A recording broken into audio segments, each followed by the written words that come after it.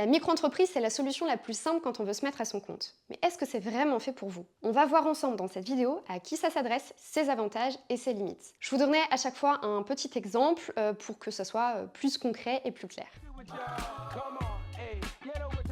La micro-entreprise, c'est un régime simplifié de l'entreprise individuelle qu'on connaît aussi sous le nom de EI. C'est une manière plus simple de créer son activité professionnelle avec moins de paperasse et de règles. D'ailleurs, je fais une aparté, vous entendrez parfois le terme d'auto-entreprise. C'est exactement la même chose que micro-entreprise. En micro-entreprise, vous exercez en nom propre. Vous allez voir, c'est facile à comprendre. Je vais partir de l'inverse d'une micro-entreprise, c'est-à-dire une société. Quand vous créez une société, vous créez une personne morale. Je suis sûre que vous avez déjà entendu ce terme. En fait, c'est une entité juridique séparée de vous. Elle a son propre nom, son compte bancaire, ses contrats, ses dettes, etc. Mais en micro-entreprise, c'est vous directement qui signez les contrats, qui encaissez les paiements, etc. C'est ça qu'on appelle le nom propre. Rassurez-vous, depuis 2022, le patrimoine personnel des micro-entrepreneurs, il est protégé. Ça veut dire qu'en cas de dette liée à votre activité, eh bien, vos biens personnels, donc comme votre maison, votre voiture, etc., ne peuvent pas être saisis, sauf cas particulier où, je sais pas, vous avez commis une fraude, une escroquerie, etc.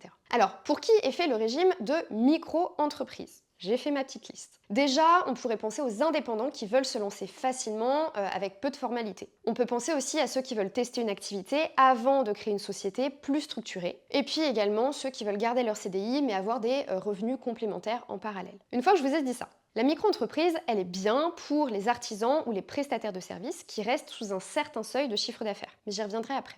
Mais attention, tous les métiers ne peuvent pas être exercés sous le régime de micro-entreprise. Je pense notamment aux professions juridiques comme les avocats, les notaires, les huissiers, etc. Ou encore des professions de santé réglementées comme des médecins, des sages-femmes, des dentistes, voilà. Donc je vous invite vraiment à vous renseigner pour savoir si votre activité est réglementée ou non et si elle peut être du coup exercée en micro-entreprise. Maintenant que je vous ai présenté la micro-entreprise dans son ensemble, on peut passer aux avantages et aux inconvénients. Le premier avantage de la micro-entreprise, c'est sa création simple et rapide. Il n'y a pas besoin d'avocat, de statut compliqué ou de capital à déposer. En micro-entreprise, vous pouvez créer votre activité gratuitement et commencer à facturer dès que votre inscription est validée. Pour ça, vous avez juste à remplir un formulaire en ligne pour déclarer votre activité. Ça se fait sur le site de l'INPI, INPI, et c'est terminé. Et encore une fois, c'est gratuit. Le deuxième avantage, la comptabilité en micro-entreprise, elle est bien plus légère que pour les sociétés. En fait, vous devez seulement 1. Faire en sorte que la facture soit valable en y ajoutant les bonnes mentions légales. Donc par ça, j'entends la date, numérotation, l'identité du vendeur et de l'acheteur, etc. Comme c'est la partie qui est un tout petit peu plus complexe, c'est parce qu'elle est légale tout simplement, je vous ai mis un article en barre d'infos qui vous donne toutes les mentions légales obligatoires qui doivent figurer sur une facture. Et sachez que je vous en ferai une vidéo bientôt. Deuxième chose à faire pour la compta, vous devez garder vos devis et factures pendant 10 années. Troisième chose, vous devez tenir un livre de recettes, donc c'est toutes vos entrées d'argent. Quatrième chose, et ça c'est que si vous vendez des produits, vous devez avoir un registre des achats. Cinquième chose à savoir sur la compta, c'est que vous devez déclarer votre chiffre d'affaires à l'URSSAF tous les mois ou tous les trimestres, ça dépend de ce que vous avez choisi lors de votre inscription. Et vous devez déclarer votre chiffre d'affaires même si vous n'avez rien gagné, attention. Donc vous allez sur le site de l'URSSAF et vous déclarez zéro. Sixième et dernière chose à savoir sur la compta, c'est que vous devez avoir un compte dédié à votre activité professionnelle si vous dépassez 10 000 € de chiffre d'affaires pendant 2 années consécutives. J'en ai fait une vidéo complète sur le sujet, je vous la mets également en barre d'infos. Donc voilà, j'ai fait ma petite liste. En gros, en micro, vous devez simplement garder une trace de chaque prestation avec le montant, la date, le moyen de paiement, et c'est suffisant. Ça peut être dans un carnet, un tableur sur votre ordinateur, peu importe, tant que vous avez une trace écrite. Vous voyez, donc la comptabilité, je vous le disais, elle est vraiment simplifiée. Troisième avantage, les cotisations sociales sont proportionnelles à votre chiffre d'affaires. Donc déjà, on va remettre dans le contexte de ce que c'est une cotisation sociale en micro-entreprise. C'est comme pour les salariés, ça sert à financer la protection sociale, comme l'assurance maladie, la retraite, les allocations familiales, etc. Quand vous êtes salarié, les cotisations elles sont prélevées directement du salaire brut pour obtenir le salaire net qui est versé sur votre compte. En micro-entreprise, en fait, c'est la même logique, sauf que c'est vous qui déclarez vos cotisations vous-même en fait à l'URSSAF. Le pourcentage de cotisation, il est fixe et il est déterminé en fonction de votre activité. Donc, je vais vous mettre quelque part à l'écran, mais si vous faites du commerce en vendant des biens ou de la restauration, le pourcentage c'est 12,3. Si vous proposez des services, c'est 21,2 et si vous êtes profession libérale, donc du régime général, c'est 24,6%. Attention, les cotisations sociales, elles sont calculées sur votre chiffre d'affaires global, pas sur votre bénéfice. C'est là que je prends un exemple pour que ça soit plus parlant. Imaginons que vous avez fait 10 000 euros de chiffre d'affaires et que vous avez utilisé de ces 10 000 euros 3 000 euros pour investir dans du matériel. Vous avez donc 7 000 euros de bénéfices, 7 000 euros dans votre poche. Mais vous allez quand même devoir payer des cotisations sociales sur les 10 000 euros de chiffre d'affaires et pas sur les 7 000 euros de bénéfices. L'URSSAF en micro-entreprise ne prend pas en compte la différence de chiffre d'affaires et de bénéfices. Quatrième avantage, si vous ne facturez pas, vous ne payez pas de cotisations sociales. Je l'ai expliqué un petit peu avant, mais il me semblait important d'en faire un point dédié parce que c'est vraiment un gros avantage. En micro-entreprise, si vous n'avez pas d'activité, vous payez 0 € de cotisations sociales. J'avais déjà dit avant, mais je préfère me répéter, pensez bien à déclarer votre chiffre d'affaires, même s'il est de 0 €. Cinquième avantage, le calcul des impôts est simplifié. On reste dans la thématique de l'argent, hein. En plus de payer les cotisations sociales à l'URSSAF, vous devez aussi payer l'impôt sur le revenu. Pour ça, vous avez deux possibilités. La première, vous attendez la déclaration annuelle d'impôt pour déclarer votre chiffre d'affaires. La deuxième, vous optez pour le versement libératoire. Et donc, avec ça, vous allez payer l'impôt en même temps que vos cotisations sociales, directement lors de votre déclaration de chiffre d'affaires à l'URSSAF. Je vous mets les taux du versement libératoire quelque part à l'écran, je ne sais pas où. Attention, le versement libératoire, il n'est pas ouvert à tout le monde et il dépend grandement de votre situation personnelle. Donc je vous invite à vous renseigner avant de le choisir.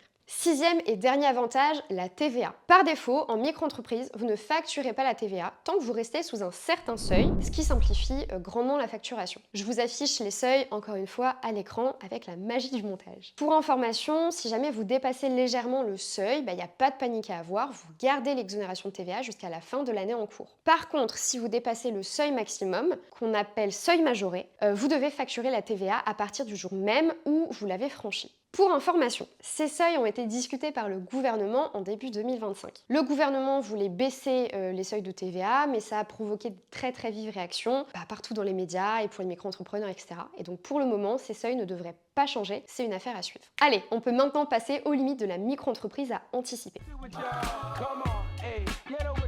Le premier inconvénient, c'est les plafonds de chiffre d'affaires. Il en existe deux à ne pas dépasser quand on est en micro-entreprise et ça dépend tout simplement de votre activité. Le premier plafond à ne pas dépasser, c'est si vous faites de l'achat-revente, il est de 188 700 € de chiffre d'affaires annuel. Attention. Si vous faites de la prestation de services commercial ou artisanal, donc BIC ou des professions libérales, BNC, c'est 77 700 € de chiffre d'affaires annuel toujours. Si votre activité marche très bien, ce que je vous souhaite, et que vous dépassez les plafonds, vous allez devoir passer à ce qu'on appelle le régime réel. Il me semble important de vous expliquer ce que c'est le régime réel. C'est en fait un régime fiscal et social qui est plus classique que la micro-entreprise. Je vais partir d'un exemple pour vous expliquer. En micro-entreprise, je vous l'ai expliqué juste avant, si vous encaissez 50 000 € suite à une prestation, votre chiffre d'affaires c'est 50 000 €. Et vous payez un pourcentage fixe de cotisation sociale sur ces 50 000 € que je vous ai expliqué aussi est déterminé en fonction de votre activité. Et vous allez payer des cotisations sociales sur les 50 000 € de chiffre d'affaires que vous avez déclaré, même si vous avez dépensé 20 000 € pour acheter du matériel,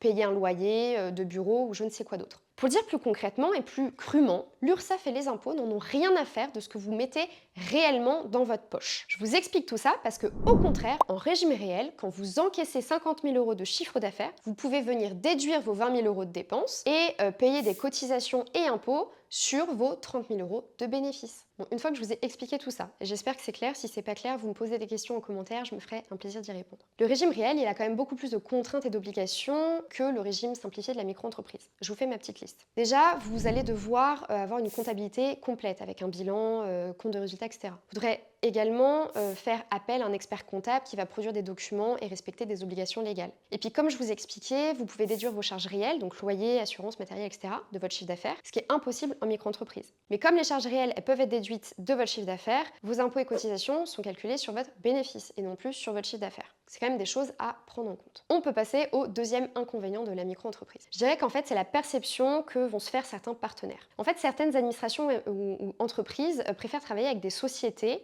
plutôt qu'avec des micro-entrepreneurs pour des raisons d'image ou de process interne. Idem pour les banques, elles sont plus réticentes à accorder des prêts à des personnes en micro-entreprise plutôt qu'à des sociétés. Voilà, je pense qu'on a fait le tour des avantages et des inconvénients du régime de micro-entreprise. Encore une fois, c'est une excellente porte d'entrée pour commencer à entreprendre simplement, mais il faut quand même anticiper les contraintes si votre activité décolle. Si cette vidéo vous a plu, n'hésitez pas à mettre un commentaire, un like et puis la partager à des micro-entrepreneurs ou des futurs micro-entrepreneurs autour de vous. Et puis moi je vous dis à bientôt pour une prochaine vidéo.